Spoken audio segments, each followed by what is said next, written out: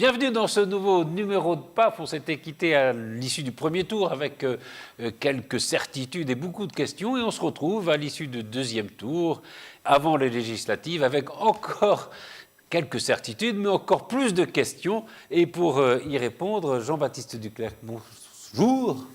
Bonjour Patrice. Merci bonsoir, bonjour, je ne sais pas ce qu'il faut dire. Vous êtes enseignant maître de conférence à l'Université de Versailles-Saint-Quentin, plutôt spécialiste de droit constitutionnel.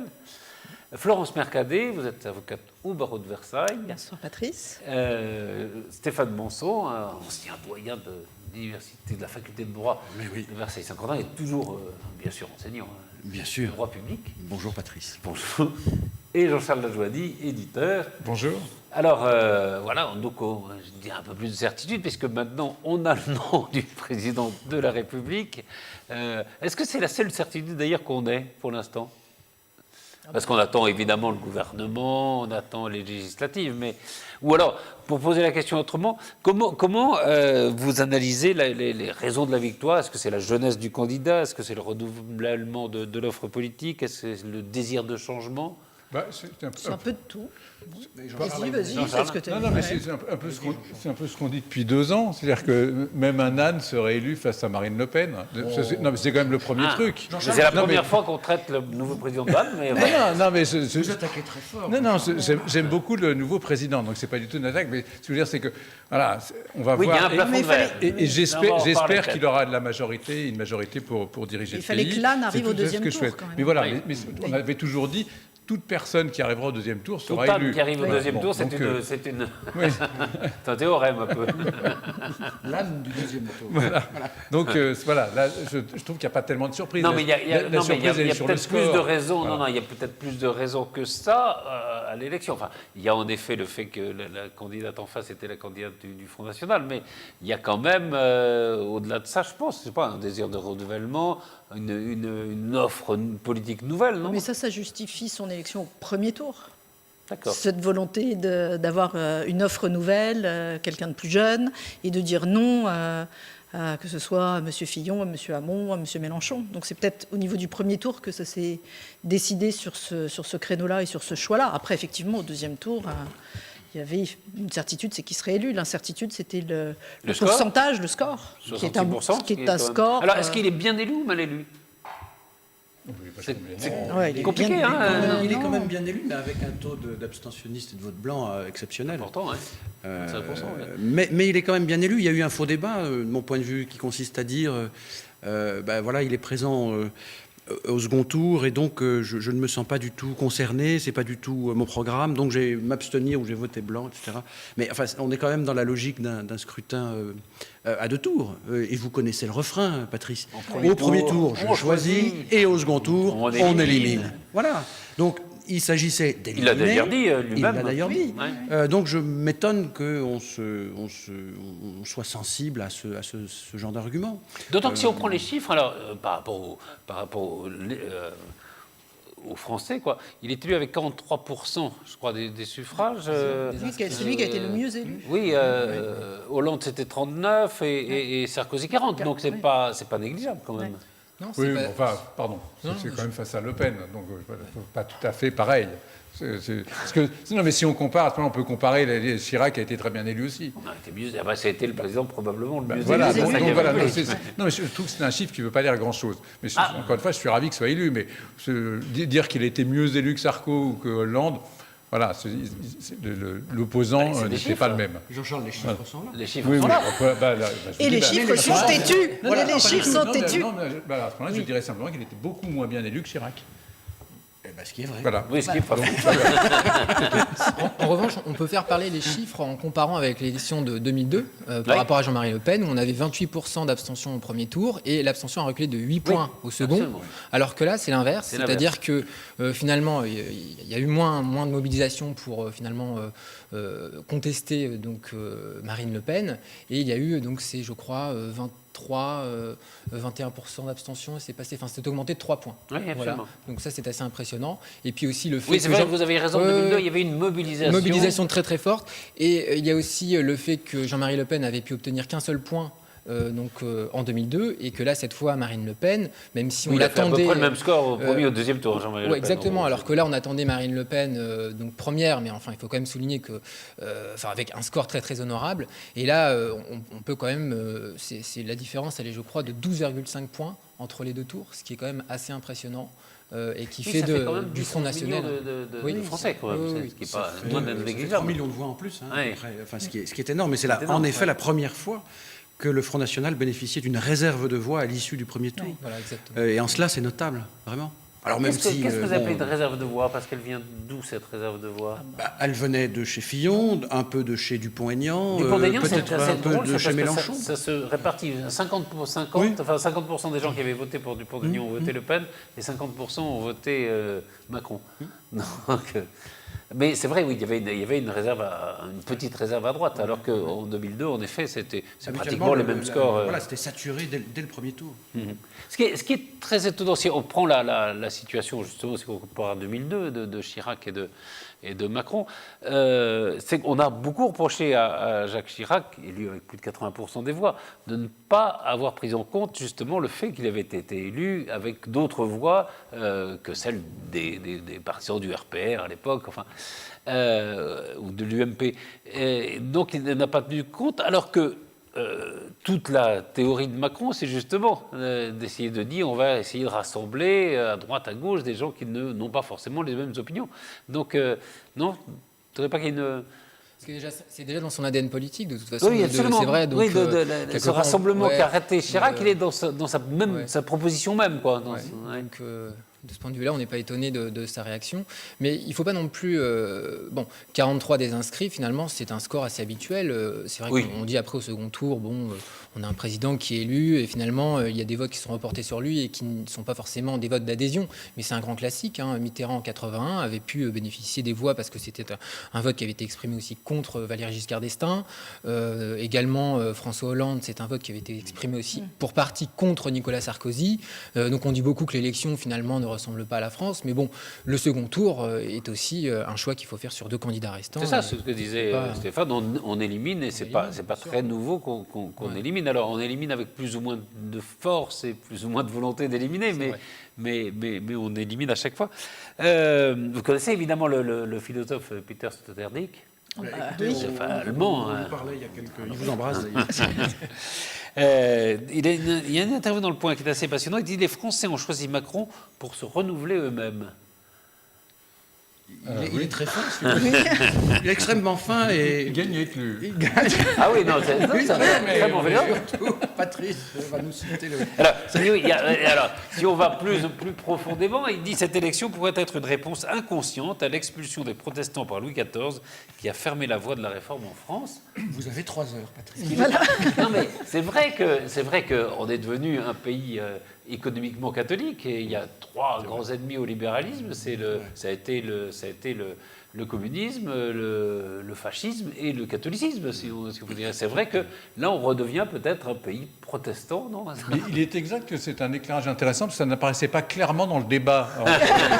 Et là, je suis assez content, parce que c'est des petits trucs qui m'échappent de temps en temps, c'est ballot, mais... Non, tu ne trouvez pas que c'est... Mais si, tout à fait, tout à fait. Oui, non, parce que... Non, mais alors, au-delà, puisque c'est en même temps un président qui est plutôt pro-européen, qui va bien s'entendre probablement avec Angela Merkel, avec d'autres dirigeants européens, est-ce que c'est pas une élection qui remet la France au sein de l'Europe, alors qu'on a eu quand même au premier tour 10 candidats qui étaient plutôt anti-européens contre un qui était pour. Ma façon d'expliquer comme ça vous... Absolument. Non, mais c'est vrai que nous comprendre, Patrice. Nous bien comprendre. Oui. Non, c'est vrai qu'on a un Si vous voulez pas parler de Louis XIV, ne parlons pas de la révocation de l'édit de Nantes, qui est évidemment un lien essentiel avec l'élection d'Emmanuel Macron. On a un peu l'impression que pour une fois, le président, donc Emmanuel Macron, va se rendre en Allemagne, non pas pour quémander, mais pour proposer. C'est-à-dire que très souvent, on a l'impression que tous les présidents, les derniers présidents qui allaient en Allemagne, c'était pour dire est-ce qu'on pourrait réduire un peu les exigences de l'Europe, est-ce que vous pourriez lâcher un peu de l'Est, etc. Il y avait un côté un peu presque mendiant. Et là, on a l'impression qu'il va y aller en disant qu'est-ce qu'on fait? On démarre, on va réimpulser de l'énergie. On n'est pas. J'ai été bien élu sur un programme européen. Voilà, j'étais quasiment le seul des 11 candidats à être aussi pro-européen. Donc voilà, il y a un enthousiasme sûrement qui sera bien accueilli par les autres chefs d'État. Et je pense que ça, c'est un très bon signe. Les journaux de lundi, la une était vraiment dithyrambique, que ce soit en Allemagne, même en Angleterre. Mais dans le monde entier. Oui, dans le monde entier. Non, mais c'est vrai oui, qu'il y a quelque chose qui s'est passé, Absolument. quoi, probablement. Au-delà de nos frontières. Est-ce que vous pensez qu'il y a quelque chose qui s'est passé ou qui est en train de se passer en France? Ça, on verra. On va le On voir. verra aux législatives. Parce que c'est vrai que si on revient à une majorité, les Républicains, dans le cadre d'une cohabitation, il sera passé un peu quelque chose, mais pas trop. En revanche, si La République En Marche parvient à avoir une majorité, enfin même relative, là, on pourra dire qu'il se passe quelque chose. Oui. Mais vous n'avez pas l'impression quand même à la soirée électorale, moi ça m'a frappé quand même, que les gens de la droite classique et de la gauche classique avaient pris un petit coup de vieux dans leurs interventions. Mais même des gens jeunes comme Barouin, enfin je veux dire, c'est pas une question d'état civil. Même seulement. les jeunes paraissent vieux. Oui. C'est ça qui est terrible. C'est assez impressionnant. Ils paraissent usés par le pouvoir. Le discours. Et puis on a l'impression que là, ils sont tous en train de ramer pour essayer de rattraper le train en marche en disant mais on va présenter vite un programme qui va être séduisant, etc. Mais avec toujours ce vocabulaire qui commence presque à dater. Alors, je ne sais pas, il y a une... non, c'est étonnant. Un vocabulaire utilisé par Macron et ses acolytes qui est peut-être plus séduisant, plus moderne, plus nouveau. On a l'impression qu'il se passe quelque chose. Et puis là, il a quand même réussi à dynamiter la totalité des partis politiques, alors, visiblement. Parlons-en, on parlera peut-être après de ce qui peut se passer au cours des élections, de la formation du gouvernement, etc. Mais justement, la droite, la gauche, on voit bien que les deux sont au bord de l'implosion. Sinon de l'explosion, je ne sais pas quel est le bon terme. Le Front National. Et on parlera du Front National aussi. Il y a une toute petite différence, c'est que les Républicains ils vont peut-être imploser un petit peu moins vite que le PS, parce qu'ils avaient quand même fait un score beaucoup plus important. C'était quand même à près de 20%, donc c'est quand même un socle assez important. Alors que c'est vrai que le PS à 6%, ça laisse quand même des traces difficiles. Ça va être plus compliqué. Et puis là, au PS, ils sont tous déjà en train de dire on va faire un mouvement, un autre parti, un autre truc. Tout le monde part dans tous les sens. Alors que les Républicains, ils essayent un peu de tenir la baraque. Donc ça va peut-être résister plus longtemps. Mais c'est vrai que Macron, il a véritablement réussi un dynamitage extraordinaire. Et puis déjà, les Républicains, sur le programme qu'ils ont plus ou moins annoncé aujourd'hui, est tellement adouci et tellement plus ils ont levé centriste tout ce qui était radical. On vous tape sur la tête. 200 000 fonctionnaires. Eh bien, ouf, voilà. Ouf, parce que j'espère que, mon cher Jean-Baptiste, que nous sommes dans ces 200 000. On n'a pas les noms. Nous avions quelques inquiétudes avec Jean-Baptiste. Nous attendons la liste. On était prêts à soumettre une offre de service à TV Film. Mais voilà. C'est impressionnant de voir à quel point des primaires sont organisées, le temps long est fait sur des personnes, des noms, des programmes. Et puis là, en l'espace de quelques temps, un tripatouillage sur les programmes, et puis hop, le programme du PS et les Républicains a changé. Et on part sur une nouvelle donne. C'est quand même assez impressionnant d'un point de vue démocratique. C'est ça que les gens ne veulent plus. Est-ce que c'est pas ça la vieille politique? Mais oui, c'est ça. Précisément. Et alors, tout à fait. D'une certaine... Pardon? Non, en même temps, on peut difficilement reprocher au PS d'abandonner le programme d'Hamon, parce que sinon, comme le disait très justement Cambadélis, si on garde le même, on va faire 6%. Donc, là, c'est peut-être de la vieille politique, mais c'est quand même, ça me paraît assez intelligent. Pragmatique. Voilà, ce qui paraissait idiot, probablement, c'est d'avoir pris le programme d'Hamon avant. Mais en tout cas, de ne pas le garder, ça me paraît... Oui, ça prouve qu'ils ont soutenu les uns et les autres des candidats avec lesquels ils n'étaient pas d'accord quand même. Ils ont élu. On en revient à ce qu'on disait sur les primaires. Enfin, après, je pense que... Mais est-ce que, d'une certaine façon, alors l'élection d'Emmanuel Macron ne met pas à jour, au fond, les recomposition qui était latente dans la vie politique. C'est-à-dire qu'on sait très bien que la gauche était divisée, et on l'a vu pendant tout le quinquennat de François Hollande, et on sait très bien que la droite, et on le voit avec des gens comme Wauquiez ou des gens comme NKM, est divisée entre une tendance plutôt droitière, une tendance plutôt centriste. Est-ce que cette élection-là n'accélère pas cette recomposition? Il y a cette dualité dont vous parlez. Et puis, il y en a une autre aussi qui est quand même très structurante dans la vie politique française depuis peut-être une douzaine, quinzaine d'années. C'est, pour résumer les choses, ceux qui voient la vie, qui voient la France bouclée, enfermée sur elle-même, et puis ceux qui disent il y a la mondialisation. Alors, on peut être contre, mais on peut être aussi contre le mauvais temps, contre la fin dans le monde et pour les dauphins. Mais enfin, en attendant, voilà, prenons le train en marche, si j'ose dire. Et donc, cette dualité, elle apparaît vraiment là, au regard des deux candidats qui étaient présents au second tour, au regard des débats qui s'instaurent et au regard de la recomposition à laquelle on assiste. Vous avez les partisans de la fermeture et puis ceux qui sont plutôt partisans de l'ouverture aussi.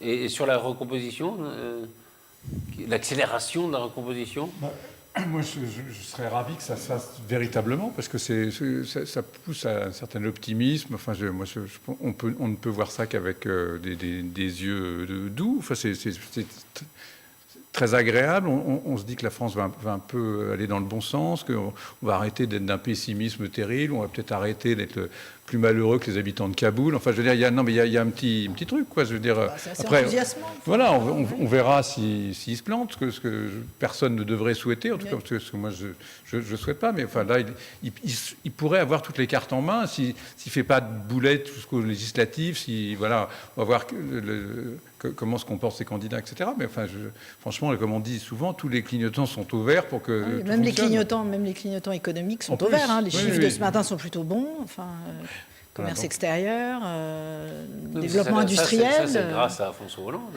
Certes, mais il a de la chance. Ça arrive au moment. Enfin, c'est bien. Il est sur une vague. C'est grâce à l'année et demie où il était ministre. Je voulais un peu de Peter Sloterdijk ou pas? Un petit peu sur les protestants. Non, parce qu'il dit une chose qui est assez intéressante, je trouve, sur l'évolution économique, que, au fond, comme le maître de Figaro chez Beaumarchais, on ne s'est longtemps donné que la peine de naître au bon endroit. Et c'est-à-dire que c'est vrai que si vous étiez au XIXe siècle français ou anglais, vous avez plus de chances de bien vivre que si vous étiez, je ne sais pas, indien ou... Bon, c'est ça qui a changé aussi dans le monde, non? Ben, ça reste un petit peu vrai. Ça reste un peu vrai, oui. Ah ben non, je suis désolé. Si on est en Sierra Leone, c'est un peu moins bien que si on est à Paris. Oui, bien sûr, il y a encore des endroits. Soudan, oui. Oui, mais enfin, je pense qu'il y a encore quand même des endroits où il vaut mieux pas naître. Je ne suis pas tellement d'accord avec votre philosophe. Moi non plus. Ah bon? Ah oui. Ah non, mais vous ne voyez pas la puissance de ce raisonnement. Non, c'est vrai que c'est ça la mondialisation. Non, mais la mondialisation, c'est en effet la peur pour un certain nombre de gens qui sont nés au bon endroit de perdre les avantages qu'ils ont et qu'ils avaient jusqu'à présent. Parce qu'il y a la concurrence, parce qu'il y a d'autres gens qui arrivent, parce qu'on produit ailleurs, parce qu'on... Voilà, c'est quand même ça, non? Donc vous êtes d'accord avec moi maintenant, alors que vous n'étiez pas d'accord il y a 5 secondes. Non, mais c'est-à-dire qu'aujourd'hui, les peurs sont les mêmes. Il faut que je traduise, Sloterdijk. Non, mais les peurs aujourd'hui sont les mêmes. Les peurs aujourd'hui sont les mêmes que celles que vous décrivez. C'est celle-là? Non. Oui. Comment les mêmes? Je me demande s'il n'y a pas un petit problème de traduction dans l'œuvre de Philippe. Non, citer le nom du mais moi je l'ai en différé là. Vous l'avez pas lu dans le texte. Oui, nous on n'a pas lu la même non, version, ça, visiblement. Non, mais c'est ça. Moi j'avais lu la version C'était peut-être pas la même édition aussi, peut-être. Non, vous ne comprenez pas ce que je veux dire. Alors. Et vous voyez bien que la peur de la mondialisation vient du fait qu'on produit aujourd'hui des choses qu'on ne produisait pas ailleurs, que ces produits arrivent ici alors qu'ils n'arrivaient pas autrefois, et que, au fond, naître à un endroit ou un autre du monde aujourd'hui est moins important qu'il ne l'était il y a quelques siècles. Ben, franchement, je ne suis franchement, pas d'accord du moi tout. non plus. Mais voilà. Et que Si j'ai c'est- le droit Non, d'être mais en que- désaccord et que- avec je vous, suis d'accord sur la première partie. Et que la montée des populismes et des nationalismes vient du fait que des gens ont peur de perdre le peu qu'ils possèdent encore. Oui, parce que ça vient d'ailleurs et c'est produit moins cher, etc. vous êtes d'accord avec Voilà. nous, quand même. Mais cela étant, sur la première partie de votre raisonnement, il n'en demeure pas moins qu'il vaut peut-être c'était un mieux peu vite vivre pour aller quand loin. même en France plutôt que vivre au Soudan.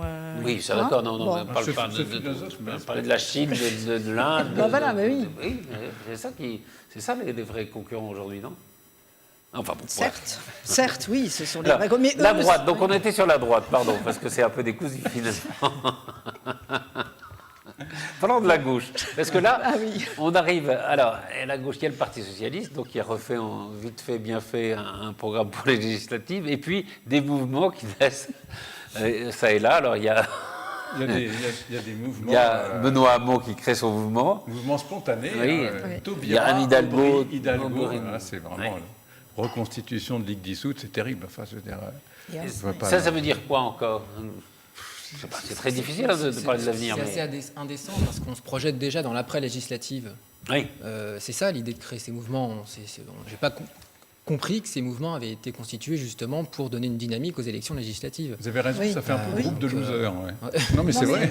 Non, mais ça tue le mouvement le mouvement entre guillemets du PS pour les législatives, parce que si déjà ils disent non mais de toute façon nous on va créer nos mouvements à côté puis on Oui, va vous n'avez réfléchir. pas des partis, c'est des Oui, clubs enfin, de réflexion. tel que ça a été présenté ce matin par Benoît Hamon sur France Oui. Inter, ça ressemble fortement à un mouvement qui va devenir un parti. Enfin, c'est comme ça que moi je l'ai compris dans ses explications. Donc je trouve que ils se tirent une balle dans le pied pour les législatives quand ils font de tels mouvements en parallèle. C'est comme ça que... Ils ont une certaine expertise. Oui, c'est vrai qu'ils ont une certaine bien, expertise. viser La leurs pauvre- pieds. Oui, Ça bien visé. Enfin, là, j'ai l'impression que ces trois pétroleuses ont plutôt l'intention de tirer sur ce qui reste du PS Oui, que de se je tirer pense, une balle sans dans doute. le pied. Voilà. Oui. Je pense que c'est plutôt trois exécutrices que trois filles qui vont se tirer une balle dans Mais le pied. après tout, sans refaire l'histoire dans les années 70, les clubs qui existaient ont permis la création et la rénovation du Parti socialiste, le passage de la SFIO au Parti Oui, socialiste. mais, non oui, mais dans tous ces clubs, il y avait quand même des penseurs et des gens qui pensaient vraiment. Dont Alors- il y avait quand même Mitterrand. Non, c'était Habermas à Non, mais l'époque. c'est- Et donc qui est parvenu à fédérer des Enfin, qui antagonismes venait extrêmement lui-même d'un forts. club. Oui. Non, mais Oui, enfin, oui, on avait oui. l'impression que c'était quand même des gens qui réfléchissaient. On pouvait ne pas partager leurs idées, mais il y avait de la réflexion. Ils en avaient Est-ce sous le que, pied. enfin, est-ce Alors que les que choses là, n'étaient pas plus simples aussi? Vous aviez une 5e République qui était à l'apogée de son système, c'est-à-dire que vous aviez d'un côté la droite, et puis vous pouviez penser raisonnablement qu'au bout d'un certain nombre de temps, même si Perfide disait si nous ne faisons pas de bêtises, on seront au pouvoir encore dans 30 ans, la gauche pouvait raisonnablement penser arriver au pouvoir à un moment, non? oui, ben, Alors que là, c'est peut-être plus compliqué. c'est-à-dire que oui, tout le monde s'était un peu complu dans une alternance presque automatique, non? Oui, mais j'ai surtout l'impression que autant ces clubs-là, c'était pour avoir une réflexion, pour sortir à quelque chose de commun et de construire la gauche. Là, ces mouvements-là, j'ai l'impression qu'ils sont un peu chacun dans leur coin. Pour dynamiter. Voilà, pour dynamiter chacun. chacun dans leur coin et Ouais. pas essayer de réfléchir ensemble pour faire quelque chose. Enfin, c'est... D'autant de manière Arrêtez. totalement ironique, ces deux mouvements pensent leur idéologie sur un élargissement au Parti socialiste et à l'idée d'un mouvement transpartisan, c'est-à-dire Oui. finalement au projet qu'a mené Emmanuel Macron. Mais absolument. Donc c'est oui, totalement ironique. Mais en regardant assez, peut-être plutôt du côté de la gauche. justement, on ne sait pas trop de quel On côté. sait pas trop, ouais. voilà, c'est un peu le problème pour tous les partis en ce moment. Alors Emmanuel Valls dans tout ça, parce que le pauvre. Bon, on va pas le plaindre. J'en sais rien. mais moi, non. je le plains un peu. Comme vous y allez. Moi, je non, le mais plains, attends, mais- mais il a très très mal joué. Enfin, je trouve ça un peu quand même assez Enfin, extraordinaire. il s'est quand même prononcé pour Emmanuel Macron comme plein avant de le gens. premier tour, ce qui était Oui, quand même assez oui. courageux. Très bien. Et il ne pouvait pas téléphoner à Emmanuel Macron pour lui dire, voilà, j'aimerais bien concourir sous la bannière En Marche au niveau des législatives. Il dit rien, il n'adhère pas au mouvement, puisque pour pouvoir déposer et candidater pour être député, il faut être à minima adhérent du mouvement. Donc il n'adhère pas au mouvement et il vient déclarer, sans prévenir Emmanuel Macron ni personne, qu'il voudrait concourir sous les bannières d'En Marche. Je trouve que c'est un peu cavalier et très très mal ficelé et diplomatiquement complètement à côté de la plaque. Donc derrière on lui dise mais vous n'avez pas adhéré et vous vous réveillez 2 jours après l'élection et la veille de la clôture puisqu'il s'est réveillé hier et c'est ce soir que les dossiers sont finis. C'est Moi, je quand même trouve un ça ancien Premier ministre. Et pas alors non mais plus, c'est pas, on non, n'est pas mais- dans l'Arche de Noé En Marche. Hein. Je Non, veux mais dire, il il aurait faut pu- comprendre. Je pense qu'il y a c'est ne pas comprendre le mouvement que de dire il était Premier ministre, on aurait pu le prendre. Justement, mais ça c'est la il y vieille a- politique il y a eu- là, de dire pardon, ça. il y a eu Bah, des si. époques, je me souviens des réformateurs de Jean-Jacques Servan-Schreiber et Jean Le Canuet, où, selon les circonscriptions, ils présentaient des candidats ou pas. Par exemple, il y avait Dubedou, le maire de Grenoble, qui avait, voilà, contre lesquels ils ne présentaient pas de candidats. Puis il y avait des candidats de droite qui étaient assez ouverts, contre lesquels ils ne présentaient pas de candidats. Ça peut s'entendre. Oui, mais là on n'est Non, pas ce dans genre la de- même, on n'est pas du tout dans la ça même pourrait dynamique. s'entendre. Là on part, on a 0 député. Donc on n'est pas en train de dire je vais faire truc. Non, mais là, on n'a pas de députés. Donc l'idée, c'est d'essayer d'avoir des candidats pour présenter des gens. Si vous avez quelqu'un comme Manuel Valls qui après, vous dit mais moi j'ai voté pour lui au premier tour, j'ai voté pour lui au deuxième tour, je soutiens cette politique, au fond on pense la même chose, on a été concurrents à un moment donné et c'est pour ça que ça s'est mal passé. Mais oui, mais il avait qu'à l'expliquer avant et puis adhérer. Non, mais Et ça serait passé différemment. Ce qui est totalement aberrant, c'est qu'il n'ait pas téléphoné à Macron. bien C'est sûr. ça qui est incompréhensible. Parce que On sinon, sait ça, moi, je suis on tout à est fait sûr. d'accord avec si, Patrice. si. Il y avait Benjamin Griveaux qui était sur Europe 1 au moment où Valls l'annonçait Oui, qui sur ne savait RTL. pas, enfin. Bah, Benjamin Griveaux, c'est quand même l'une des personnes qui est la plus proche d'Emmanuel Macron. Donc je pense que il est quand même bien placé pour savoir s'il s'est passé quelque chose ou pas. Donc, il tombait de l'armoire sur Europe 1 en disant bah, je ne sais pas, on découvre, je ne sais pas, on va voir. Et tomber de la mort sur Europe 1, ça fait pas du bien. Pour En Marche, ça fait une occasion qui est saisie d'ailleurs au demeurant. Bien sûr. De faire valoir, comme vous le dites Florence, que c'est une ancienne manière de faire de la Bien politique. sûr. Vous prenez la file comme tout le monde, Mais- ancien Premier ministre ou pas. Bien sûr. Là, il a donné au mouvement En Marche une occasion de faire valoir. De quelque faire chose de valoir particulier. la façon dont En Marche fait de la politique Oui, et fait oui, pas oui. de la politique comme les autres partis. Et je trouve ça personnellement très bien. Donc vous approuvez ça? Oui.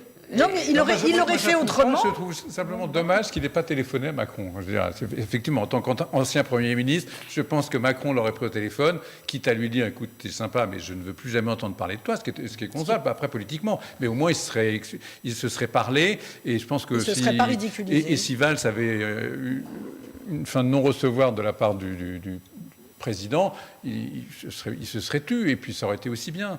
Il aurait pu avoir un autre projet. Mais là, c'est très curieux quoi, d'arriver. Ça Mais est-ce ressemble que à c'est une pas petite contradictoire politique. avec le fait d'un mouvement qui veut regrouper des gens de droite et des Ça gens n'a de gauche? rien à voir. Patrice, s'il avait fait les choses dans les règles et selon la façon de faire de la politique d'En Marche, peut-être qu'il n'aurait pas pris la porte dans la figure. Oh oui, mais enfin, Florence, Mais bon. pas non plus exagéré. Ah, mais Faut si, pas non, non mais- plus. Non, mais C'est il y a- sympathique ce nouveau Oui, mouvement. c'est Bon, pas enfin, ça, je mais veux c'est dire, qu'il y a une autre façon. Fourche codine à chaque fois. Oui, quand Mais même. non, va mais non plus c'est être pas, là, c'est pas obligé- des histoires de fourche codine. Il y a une façon de faire de la politique qui est Non, mais- nouvelle et Eh voilà, ben, on eh fait ben, plus de je la trouve politique que comme par avant. moment, c'est une façon de faire de la politique qui pourrait vite être humiliante si vous demandez à un Oui. ancien Premier ministre comme Manuel Valls, Mais c'est pas- mets ton CV en ligne, Oui, s'il mais te c'est plaît. pas Non, mais Vous avez ça une carte qu'on lui d'identité? demandait, mais non, c'est ridicule, mais vous c'est êtes tout de ridicule. suite Vous avez vos caricatural. papiers. Non, mais Ce qu'on c'est- lui demandait, c'était de passer un coup de téléphone. Voilà, mais non. Et Ok, coup de voilà, téléphone, très coup de bien. téléphone, Mais ne lui et reprochez dans- pas Est-ce de que ne pas le- être Mais membre arrêtez d'En avec le Marche, coup de on téléphone. s'en Est-ce fout. que le coup de Ah bah téléphone si, aurait il faut changé aller ou dans est-ce que le c'est sud, une vraie... Il s'encarte Mais le coup après. de téléphone, c'est un peu une vieille façon de faire de la politique.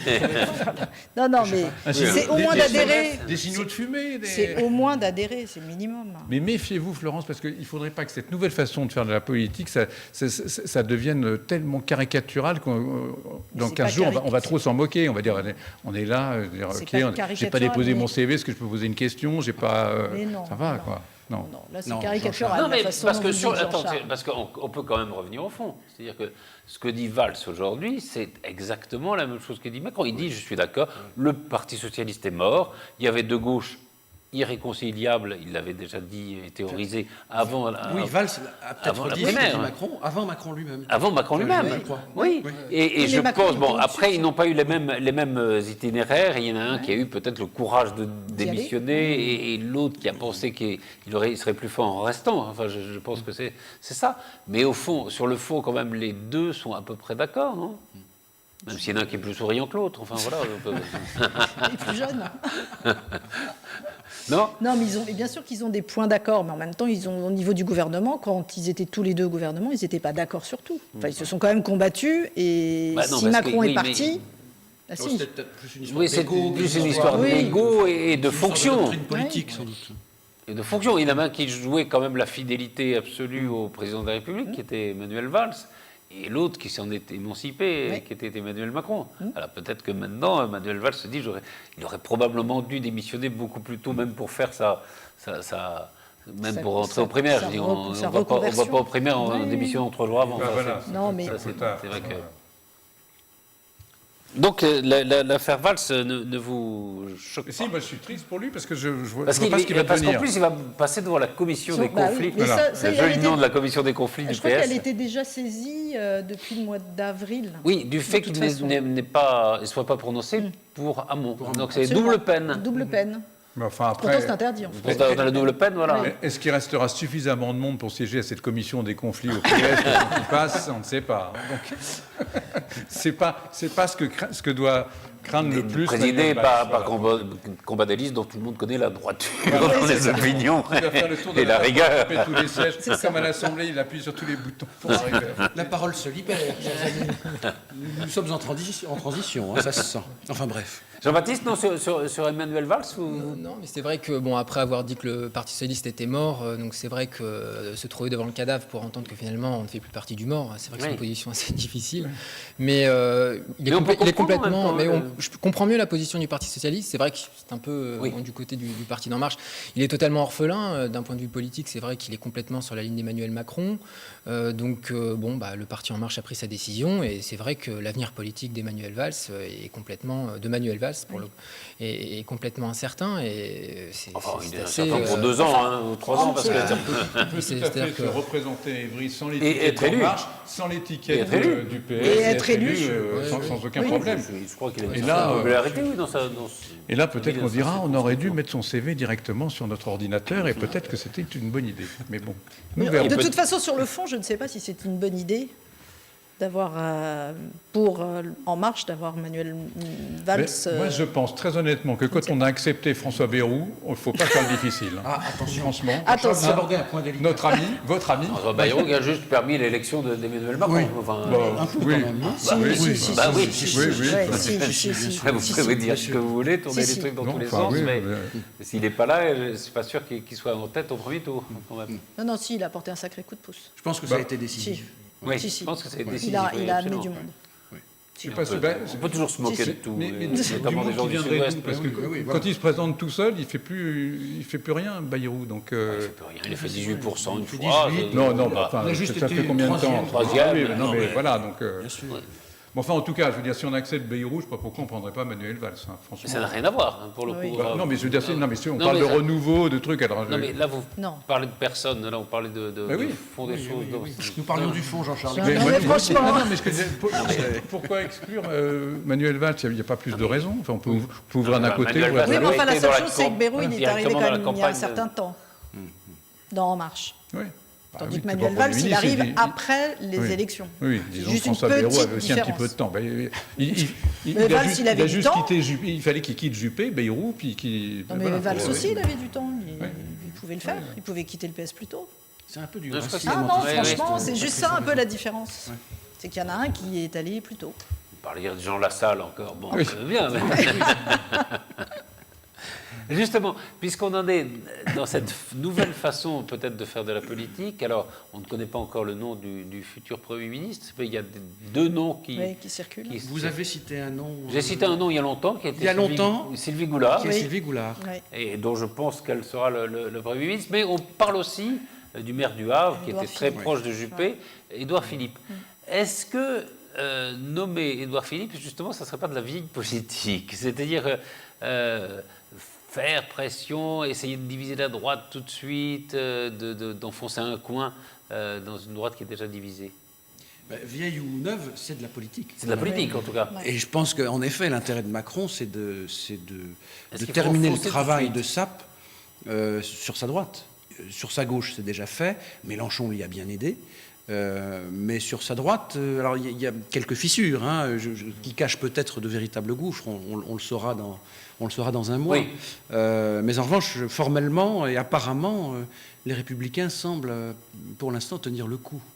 Avec, on le sait, sans doute des manœuvres de couloir. Ils tiennent le coup pour l'instant avec un certain nombre de gens, enfin, on va faire dénoncer des gens, mais comme Bertrand par exemple, qui vont essayer probablement de se constituer un groupe parlementaire autour d'eux et venir appuyer le gouvernement, ou le pouvoir, ou le président de la République après les législatives. C'est-à-dire ne pas partir tout de suite du Parti républicain, mais constituer un groupe et puis les juppéistes aussi. Enfin, ça peut. C'est pour ça que, est-ce que parce que c'est un peu la même chose que Valls. Si on n'accepte pas Valls, c'est ce qu'il faut faire de la politique en essayant tout de suite d'enfoncer ce coin dans la droite en nommant un Premier ministre qui vient en effet du Parti républicain. Oui, il vient bien évidemment du Parti républicain, mais il ne fait pas partie du top 10 des personnalités du Parti républicain. Je veux dire, dans le grand public, pour l'instant, personne ne connaît le maire du Havre, à part les gens du Havre. Enfin, je veux dire, c'est pas, on pose la question dans la rue aux gens, et citez-moi 10 personnalités politiques de droite, personne ne citera son nom pour l'instant. Donc c'est plutôt intellectuellement, enfin, ça peut être satisfaisant, etc. Mais ça me paraît pas être un calcul politique vraiment fait pour diviser la droite. Parce que, bon, là, disons qu'il y a des pointures plus fortes. Non, mais je veux dire, c'est un choix politique intelligent et intéressant. Le directeur de campagne de Juppé, quand même. Oui, enfin, mais très proche de Juppé, en tout cas. Mais c'est pas une prise de guerre absolument démentielle pour l'opinion publique. Vous C'est ça ce voyez que je veux dire. Estrosi, Premier ministre, dites-le. Écoutez, on ne sait pas pourquoi elle a démissionné, donc... Mais oui, il y a des manœuvres dans cette histoire. Assez Oui, enfin, je difficiles. crois que c'est plus interne aux Républicains, c'est-à-dire qu'il était concurrencé par Éric Ciotti, qui prenait la main sur le parti. Je crois qu'il veut reprendre à nouveau la main. Enfin, ça, c'est autre chose. Bon, mais en justement, temps, sur les calculs... par rapport à Édouard Philippe, juste une chose, c'est que comme vous le disiez tout à l'heure, En Marche, c'est des gens de droite et sont des gens de gauche. Donc qu'est-ce qu'il y aurait de choquant d'avoir un Premier ministre Je ne dis pas que c'est choquant. Voilà, donc moi, ça ne me choquerait pas. Je ne dis pas que c'est choquant. Est-ce que ce n'est pas de la politique politicienne qui nuirait, qui pourrait nuire à l'image de faire de la politique du nouveau président de la République? Non, je pense que ça fait partie, même si je ne sais pas depuis combien de temps. C'est habile. C'est oui, non, mais voilà. C'est peut-être habile. Je ne suis pas sûre que ça chamboule peut-être été beaucoup de prendre Valls. Vous voyez ce que je veux dire? Ça fait un député de plus. Ah non. Ouais, non, là, comme image du changement.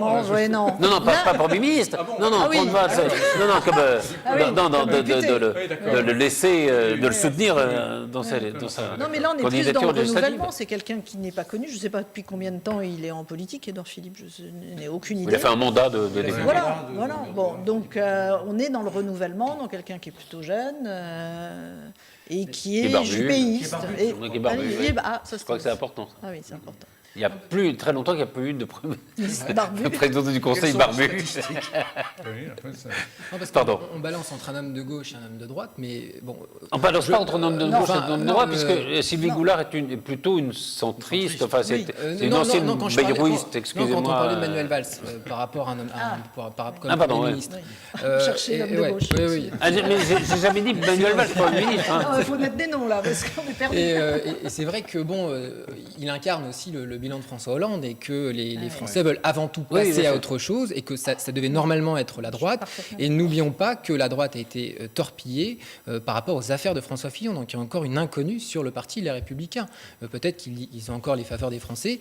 Et puis Oui, c'est quelque chose d'imaginable en tout cas. On ne sait pas. Une cohabitation. Et je crois aussi que Emmanuel Macron a bien conscience aussi, à travers effectivement cette règle des 50% de personnes qui relèvent de la société civile, que ses chances sont assez faibles de voir ces candidats obtenir assurément donc, la circonscription qu'ils vont convoiter, parce qu'ils n'auront pas d'expérience électorale, ils sont complètement nouveaux. À l'heure où on parle, on ne connaît toujours pas le nom de ces candidats, donc c'est demain, c'est dire un peu des choses. Et je pense qu'il a conscience qu'il n'obtiendra pas une majorité absolue des suffrages exprimés et que par calcul, moi j'en suis quasiment... J'en suis pas quasiment convaincu, enfin, oui, assez convaincu. La majorité, c'est 280. Il faut 289. Il faut 289. 289. Oui, c'est vrai que alors, ce qu'on peut avoir comme sondage aujourd'hui donne entre 240 et 250. Il en manque un paquet quand même, il en manque une quarantaine. Il en manque beaucoup. Je pense qu'il y a beaucoup de candidats à droite qui labourent la circonscription depuis très longtemps, qui ont les faveurs de leurs concitoyens. Je pense que ça sera très difficile d'obtenir cette majorité. Et je pense que du coup, pas par machiavélisme, mais par bon sens politique, il se dit qu'il faut absolument un Premier ministre de droite qui de surcroît a une expérience politique à tout le moins parlementaire. Et je pense que d'un point de vue du bon sens politique, le calcul est bon. Et le calcul est bon aussi dans l'hypothèse où les législatives donneraient une majorité aux Républicains de conserver un Premier ministre qui va rester dans le temps, puisqu'il sera déjà de droite. Oui, là, donc post-législative, il peut le maintenir. D'Édouard Philippe. Vous pariez. Non, je n'ai pas dit vous parler d'eux. Ah, vous je pariez. parie. Moi, je parie rien. Vous moi. pariez, Je ne sais Édouard pas. Philippe, mais Là, si. non, mais sur les législatives. Sylvie Goulard à droite. Là-dessus, je Voilà, pensais que vous me voilà. demandiez si je pariais sur Ouais. les législatives, s'il y en aurait la majorité ou pas. Oui, moi je pense que ça va être plutôt Édouard Philippe, oui. Bon, très bien. Pas grave. On verra de toute façon assez On vite. verra, hein, ça va, l'émission, lundi de voilà. la semaine prochaine. Quoi. Il faudra détruire l'émission dès que le Premier ministre est nommé. Brûler les bandes magnétiques. Brûlons les bandes. Justement, Jean-Baptiste, vous disiez, c'est pas sûr du tout qu'il y ait une majorité en marche à l'Assemblée nationale. Il y a une règle de la Ve République jusqu'à présent, avec le quinquennat, puisque les deux élections sont concordantes, et même avec le septennat, quand il y avait une dissolution de l'Assemblée nationale, c'est que les Français donnent une majorité au président qu'ils ont élu. Est-ce que là encore, on est dans une situation, c'est ce que vous avez l'air de dire, un peu nouvelle par rapport à cette règle, au fond, qui s'est vérifiée presque à chaque fois? Et qui se vérifiera peut-être. Non, mais justement, Oui, elle est là, la réponse. c'est le débat. Il faut vraiment attendre. Est-ce que véritablement la campagne qui a été menée par Emmanuel Macron va créer l'effet d'entraînement traditionnel, lui permettant d'obtenir une majorité à l'Assemblée nationale? C'est pas du tout une règle constitutionnelle, c'est un fait politique. Non, c'est un fait politique. C'est un fait politique qui accouche d'ailleurs du mode de scrutin, qui est le scrutin majoritaire. Et qui permet normalement de créer les conditions du bipartisme. Mais là, on comprend bien que peut-être qu'on part sur un nouveau bipartisme. Voilà. Il y a quand même une singularité lorsqu'on parle de cohabitation. Quand on parle de cohabitation, on parle des trois exemples précédents. On a donc celle de 86, de 93, c'est-à-dire François Mitterrand, où à chaque fois il était mis en minorité par rapport à des élections législatives qui arrivaient donc 5 ans après, puisqu'il y avait donc ce décalage entre les 7 et les 5 ans. Beaucoup plus fort puisqu'il a inventé le septennat de 2 ans. Mais ce qui est intéressant dans ces deux cas, et ce qui est vrai aussi pour la troisième cohabitation pour les 2 ans seulement, c'est que le président de la République élu a eu le temps de dérouler son programme présidentiel, de le mettre en œuvre. Oui. Voilà. Donc là, si d'aventure... Oui, c'est une sorte d'échec quand même de la majorité présidentielle. Tout à fait. Absolument. Une sanction. En tout cas. Exactement, une sanction par rapport à la mise en œuvre du programme présidentiel. Absolument. Si d'aventure Emmanuel Macron n'obtenait pas une majorité à l'Assemblée nationale, on aurait pour la première fois un président qui n'aurait pas été pour le coup sanctionné pour un programme qui, par définition, n'aurait pas encore mis en œuvre. Donc c'est assez singulier, c'est pour ça même quand on parle de cohabitation, mais d'un point de vue de la légitimité politique, on a un président de la République qui a été élu par le peuple français. De l'autre côté, on a l'Assemblée nationale qui, elle aussi, incarne à poids égal cette même légitimité. Donc c'est assez singulier de voir que on pourrait avoir cette hypothèse où, pour le coup, les Français se contredisent radicalement. Donc évidemment, le jeu des voix fait les choses plus compliquées, mais ce serait assez impressionnant et inédit en tout cas. Ce qu'on appelle une cohabitation, elle nécessiterait qu'un groupe de droite ou de gauche, enfin les républicains ou les socialistes, il y a peu de choses, ait la majorité absolue à l'Assemblée. Oui, il faut la majorité. Or, il n'y a pour l'instant aucune projection, me semble-t-il, ne donne cette hypothèse. Mais ça peut arriver. Mais... Oui, ça peut arriver. Et puis, comme Emmanuel Macron se pose à la fois à droite et à gauche, est-ce que l'hypothèse de la cohabitation est aussi totalement possible? Puisque dans ce cas-là, ça veut dire qu'il mettrait plutôt un coup de barre à gauche. Bon, on imagine qu'il sera plutôt à droite. Et là, pour le coup, je pense qu'on peut, sans faire de risque trop fort, dire que le Premier ministre sera de droite et que donc il essaiera de créer les conditions pour avoir finalement une majorité qui ne lui soit pas trop défavorable. Mais je pense qu'on ne pourra pas être dans quelque chose d'assez manichéen avec il y aura cohabitation, il n'y aura pas cohabitation. Oui, c'est peut-être plus, ou des majorités d'idées, ou des majorités... Enfin, ce qui s'était passé un peu du temps de Rocard Premier ministre, où il n'y avait pas une majorité absolue et où il fallait à chaque fois négocier pour aller essayer de chercher 2 ou 3 députés. Alors, c'était pas beaucoup, mais enfin, il fallait quand même les chercher. Ce qui s'est passé entre 88 et 91, donc Michel Rocard Premier ministre, Guy Carcassonne conseiller à Matignon, qui était à la manœuvre, c'est salué aujourd'hui comme étant digne de ce qu'au fond la Ve République a pu faire, pourrait être dans sa version la plus démocratique, la plus républicaine, c'est-à-dire des majorités d'idées. Vous l'avez dit, il y avait peu de députés à convaincre à chaque fois, mais enfin il fallait quand même décrocher son téléphone, il fallait aller chercher les voix, aller chercher les centristes, il fallait discuter, parlementer dans un parlement, ce qui n'est pas si saugrenu que cela.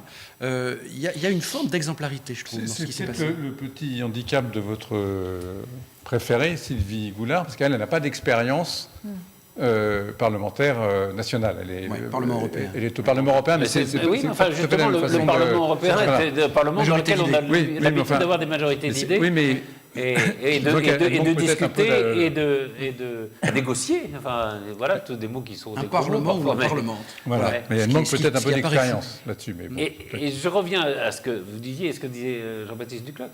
Après tout, dans le programme d'Emmanuel Macron, il y a la volonté d'introduire une part de proportionnel dans les législatives. Ce qui rend plus compliqué encore la constitution d'une majorité uniforme. Donc, on est bien dans cette tendance-là où on veut essayer de trouver des majorités d'idées, de négociations et d'avoir des majorités parfois à géométrie variable, non ? Oui.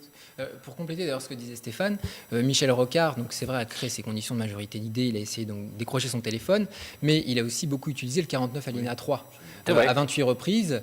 C'est celui qu'il a utilisé le plus. Il a utilisé le plus. Et Emmanuel Macron, en tout cas son Premier ministre, n'aura plus cette arme, puisque la Constitution a été révisée en 2008 et qu'on ne peut plus utiliser à volonté le 49 alinéa 3. On ne peut l'utiliser qu'une seule fois par session. Donc, en faisant et puis en plus, mais pardon. Oui, donc il serait vraiment obligé, pour le coup, d'obtenir, de créer les conditions de cette coalition qui lui soit favorable, et ça sera vraiment, je pense, une gageure. Et puis, alors, s'agissant de la dose proportionnelle, s'il la prévoit, elle ne vaudra que pour les prochaines élections législatives. Oui, non, bien sûr, mais la réduction. Mais effectivement, mais ça montre, je veux dire, une voie vers laquelle on veut aller, c'est-à-dire, en effet, une représentation tout à fait.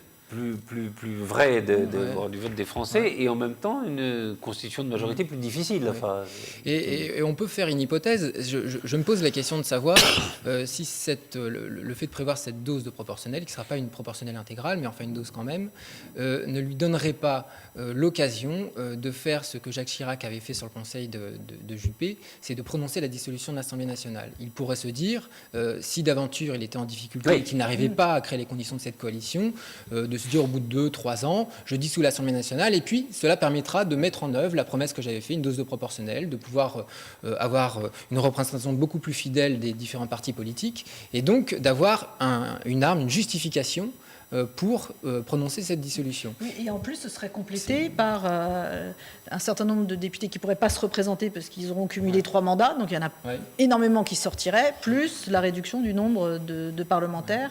Et donc, ça reconfigurerait complètement l'Assemblée nationale et le Sénat aussi. Alors, pardon. C'est sans compter l'irruption, si j'en crois le philosophe préféré, d'une majorité de députés protestants qui vont arriver. On parlait d'économie, on ne parlait pas de. Non, justement, alors, une question qui est à la limite du droit constitutionnel et de la science politique, c'est celle des ordonnances. Alors voilà, ça commence à faire débat. Il y a beaucoup de gens qui disent ah oui, les ordonnances, c'est pas démocratique, etc. Est-ce qu'on confond pas un peu, enfin dans le public, les ordonnances justement et le 49.3 ? Oui, alors, les ordonnances... Est-ce que la brutalité de l'une est la même que la brutalité de l'autre, si je peux dire ? Alors, à supposer que les deux armes soient brutales, moi je ne considère pas que le 49 alinéa 3 est antidémocratique, je crois que c'est pro-démocratique. Puisque ça donne l'occasion aux députés de se dire bon bah écoutez, on va jusqu'au bout de la motion de censure et puis on se représente dans les Français, c'est le peuple qui tranche. Voilà. Donc il ne faut pas inverser les choses parce qu'on entend beaucoup le 49 alinéa 3 c'est antidémocratique, mais ça donne l'occasion au peuple de se prononcer. Donc c'est une arme magnifique et qui correspond bien d'ailleurs à l'idée que se faisait le général de Gaulle de la Constitution. Oui, après les députés prennent leurs responsabilités. Ils prennent leurs responsabilités, ce qui n'est pas le cas pour les ordonnances. Donc si on reprend la logique que vous aviez prise, c'est moins brutal dans la mesure où... Je dis ça parce que ça a été considéré comme très brutal dernièrement, quand Manuel Valls l'a utilisé. Et si j'ai bien compris, l'une des raisons pour lesquelles Emmanuel Macron s'est présenté, c'est de se dire si on est obligé d'utiliser le 49.3, c'est que la démocratie marche mal. Et c'est une des raisons qui l'ont poussé à se dire il faut changer un peu le système. Mais bon, voilà. Oui, tout à fait. Pour ça que et pour les ordonnances, c'est une bonne, pour moi, c'est une bonne technique. Elle permet, il ne faut pas oublier que le Parlement se prononce. Alors, il faut une habilitation. Voilà. C'est-à-dire que c'est l'article 38 de la Constitution qui prévoit que le Parlement habilite le gouvernement à intervenir pour un domaine qui relève normalement de la compétence du Parlement. Donc, ils ont défini le champ, les limites, il y a une date qui est fixée. Le gouvernement fait donc le travail du Parlement, il intervient dans son domaine, donc il prévoit une ordonnance qui va donc définir, pour le coup, je crois que c'est pour le Code du travail qu'il souhaite le faire. Et dans un second temps, et le risque pour cela est assez majeur, il faut que le Parlement ratifie la loi, l'ordonnance, pour que celle-ci puisse entrer en vigueur. Donc le risque est grand, c'est-à-dire que c'est oui ou non. Et si le gouvernement présente une ordonnance qui ne correspond pas, une réforme du Code du travail qui ne correspond pas aux attentes du Parlement, eh bien l'objectif escompté ne sera pas atteint, puisque dans ce cas-là, ça va relancer la machine législative.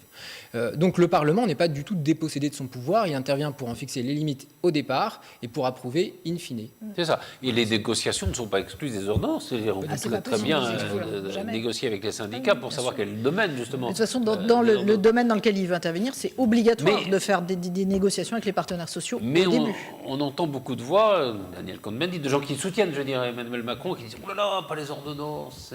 Est-ce que là aussi, il n'y a pas un risque, puisque c'est quand même ça, c'est l'impuissance du pouvoir qui a été sanctionnée. Si, en effet, on va un peu plus dans les négociations dans le Parlement, si on ne fait pas les ordonnances, de ne rien faire, comme on fait un peu les prédécesseurs. Non, mais Jean-Baptiste a raison. Enfin, il faut arrêter 2 minutes. 49 alinéa 3, c'était... Là, au cours la dernière année, c'était vraiment le truc infernal. La dictature, quoi. Et puis les ordonnances, ça suffit. Revenons un peu à la raison. Revenons au texte. Revenons à la légitimité du texte qui envisage tous ces outils, et qui a été approuvé quand même par le peuple, dans son pouvoir constituant, ça n'est pas rien. Donc voilà, enfin, arrêtons de nous agiter sur des choses qui n'en valent pas la peine. Et puis s'ils ne sont pas contents, il va dégainer l'article 16 et puis c'est tout. Comme vous y allez, là vous allez assez loin. Non mais c'est vrai, non mais on confond un peu tout, c'est pour ça que je dis... Ah oui, voilà. Mais oui, mais parce que c'est pas expliqué. Oui, parce que là, tout le monde parle d'ordonnance, les journalistes parlent d'ordonnance, mais ils n'expliquent pas de quoi il s'agit. Alors, venez dans les facultés de droit, assistez au cours de Jean-Baptiste. Non mais tout à fait, non, mais et là, c'est pour ça que votre vie changera. De dire brutal, parce que c'est comme ça que ça a été interprété, et par nombre de députés, et par Benoît Hamon notamment dans sa campagne, enfin voilà. Et un certain nombre de frondeurs socialistes ont pensé, enfin, ils n'étaient pas loin cela dit, de déposer une motion de censure s'ils avaient pu, enfin bon. À une voix près, oui. En attendant, oui. Ils n'ont pas fait. Peut-être qu'il doit rester 5 minutes, alors un petit mot quand même du Front National, parce que c'est pas inintéressant ce qui se passe. Alors, il y a eu beaucoup de gens qui disaient, voilà, c'est la fin de Marine Le Pen, ça va être Marion Maréchal Le Pen qui va la remplacer. C'est raté. C'est raté. Pour l'instant. Pour l'instant, raté. Pour l'instant, oui. Parce que son départ ressemble fort à une mise en réserve. Pour mieux revenir. Pour mieux revenir, bien sûr. Oui. Bien sûr. Vous croyez? Oui. Elle va élever sa fille de 2 à 5 ans et puis elle va revenir. Je crois. Repassons cette émission dans... Oui, non, mais peut-être qu'elle reviendra. Mais, dans 3 ans. Mais parce qu'il y a quand même des risques pour Marine Le Pen, ne serait-ce que sur le plan juridique. Ah bien sûr. D'inéligibilité, non? Eh bien sûr. Enfin, c'est son risque, c'est que maintenant, elle a dit qu'elle allait répondre à la justice après les élections. Donc, on va voir si elle va répondre à la justice. Il va y avoir la levée de son immunité parlementaire européen. Après, il faut voir si elle va être élue ou pas députée législative, mais la justice va la convoquer. Il est possible qu'elle soit mise en examen et ça va dérouler. Et elle sera dans les 5 ans à venir, en tout cas avant les prochaines élections. Je ne sais pas si elle sera condamnée ou pas, mais si elle est condamnée, elle sera condamnée à une peine d'inéligibilité. Donc pour elle, 2022, c'est a priori, si elle est condamnée, c'est fichu. Si elle est condamnée, c'est fichu. C'est fichu. Il faudrait qu'elle ne soit pas condamnée à une inéligibilité aussi... c'est-à-dire que comme elle va pas être jugée avant, compte tenu de la rapidité de notre justice en France, elle ne va pas être jugée avant 3-4 ans. Même 2 ans d'inéligibilité. Ça ira, voilà, c'est ça. Ça veut dire quoi? Ça veut dire qu'il faut qu'il trouve un chef? Voilà. Mais lequel? Oui. Oh, ça ne manquera pas. Je pense que, Philippot, si tant est qu'il puisse tenter, s'imposer. Non, mais ça, c'est alors, notre tout le affaire. monde, beaucoup disent que c'est la ligne Philippot qui a été quand même sanctionnée. Oui. Enfin, sanctionner, il ne faut pas exagérer non plus. Il y a quand même 11 millions de gens qui ont voté pour cette ligne-là, quand même. Donc, Il y en a pas, jamais eu autant. voilà, c'est pas. Il y a quand même, Oui, mais bon, c'est les un échec les premières paraît être une projections réussite, pendant, quand même. Donc, pendant des années donnaient Marine Le Pen en tête au premier tour Oui. et donnaient plus de 40% au deuxième tour. Donc, Oui.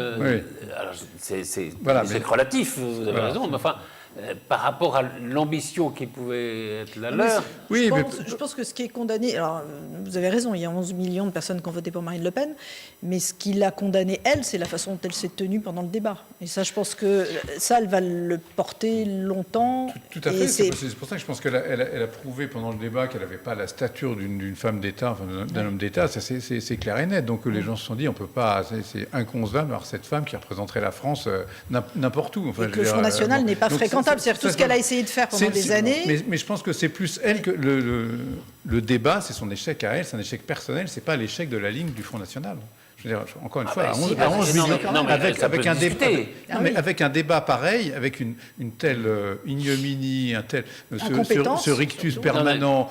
Non, mais Vous connaissez pas ces dossiers. Non, mais c'est cette femme, non, mais- c'est cette femme qui s'est plantée. Et franchement, la preuve que la ligne est pas si nulle que ça pour les gens qui l'apprécient, c'est quand même 11 millions de gens en dépit de ce fiasco. débat catastrophique. Donc c'est vraiment elle qui est mise en cause. Oui, mais enfin, les voix de gauche, puisque c'était ça, la ligne Philippot, ni droite ni gauche, les Oui. voix de gauche ne sont pas quand même venues très très facilement au Front National au deuxième tour. Et il y a une autre tendance qui peut s'entendre, qui est de dire allons plus à droite. Et peut-être faisons alliance avec une partie de la droite qui est prête à regarder ça. Enfin, plus à droite, c'est les chiffres de Jean-Marie Le Pen face à Chirac.